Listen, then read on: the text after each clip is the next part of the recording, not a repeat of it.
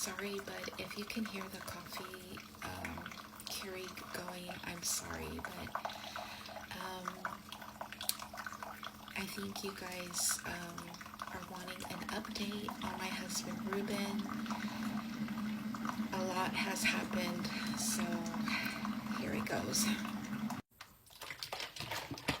Okay, so I'm looking at my calendar. So Monday on the 29th, about 3:30, they picked him up, the ambulance, to transport my husband to a rehabilitation facility in Woodland, where in our hometown. I'm sorry, it's still early. Okay, so the facility that he went to, it used to be a convalescent home, and it was built in 1911. Okay, let me go give this to hubby, and I will be right back. Okay, so I think I left off. It was built in 1911. So, he gets settled in, and the nurse comes and has him sign papers, like just papers like, if you stop breathing, do you want us to give you CPR? A list of his belongings, just stuff like that. Okay, so after he signs the papers, his neighbor, so he's sharing a room with somebody else, and a really nice guy, and we're chatting, he's telling us his story. So he was telling us that the staff there is really, really great. They're really sweet ladies.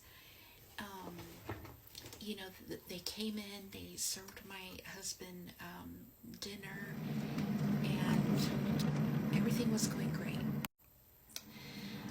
Okay, so my husband's neighbor or roommate, his name is Josh, and Josh begins to tell us that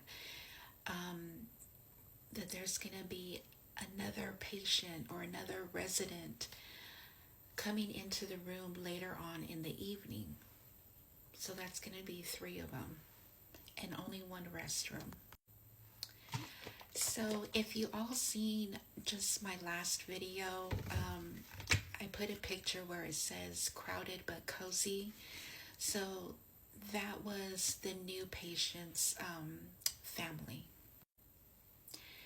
Okay, so visiting hours are from 8 a.m. to 8 p.m. and it was like almost 9 o'clock. So the nurse came in and she said, I'm sorry everybody, but visiting hours are over. So, we kissed goodbye, we gave kisses and hugs, my husband and I, and I don't know, I just kind of felt uneasy leaving my husband there. And it wasn't, I don't know, I guess because maybe, we just have gone through so much the past week, and, going home and, he's not going to be there, next to me. I need a little bit more creamer.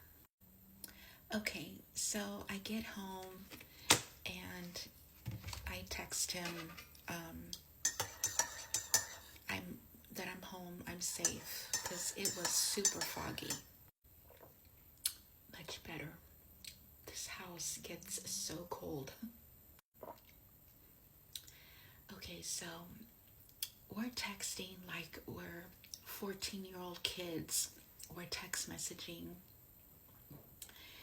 until, he's tired and he's comfortable and, ready to fall asleep. And I'm going to say that was probably around I don't know, 11 o'clock, maybe midnight.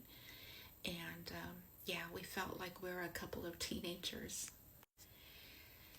So, about 3 o'clock in the morning, a little bit past 3 o'clock in the morning, my husband is texting me, and I can hear my phone bing, bing, bing, going off. So he actually calls me and tells me he doesn't want to be there. When it's 8 o'clock in the morning, I want you to come and pick me up. And I'm like, okay, what's going on? Are you okay? What happened? Okay, so I know, in these facilities, men and women are there for different reasons. I don't make it's probably like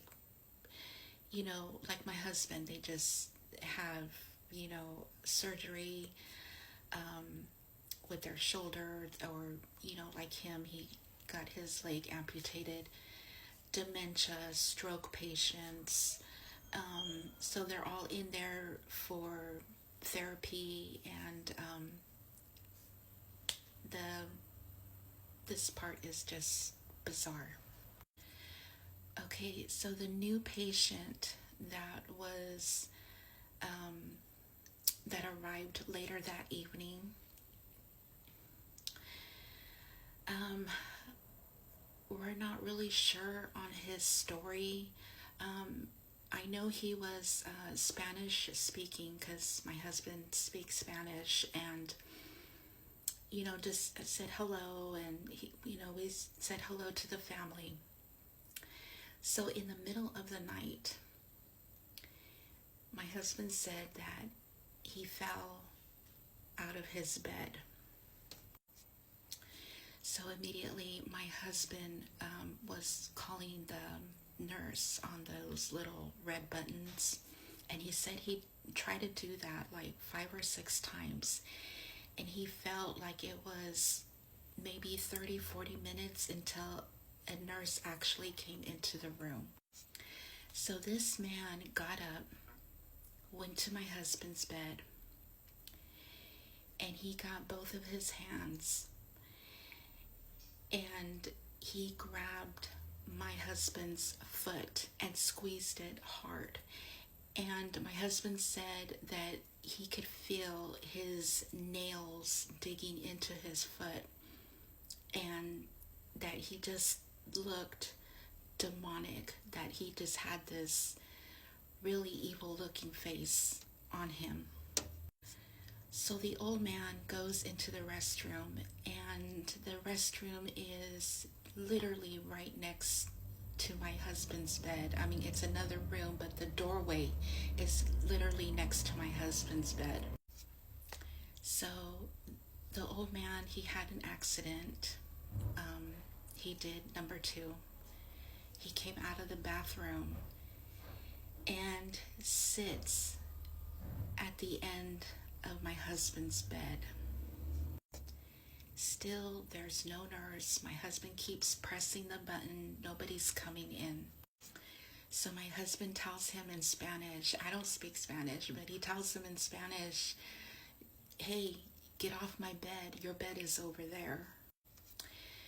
So with all of that happening, my husband was up until 8 o'clock in the morning, until I went and I picked him up, and he signed himself out. So I don't know.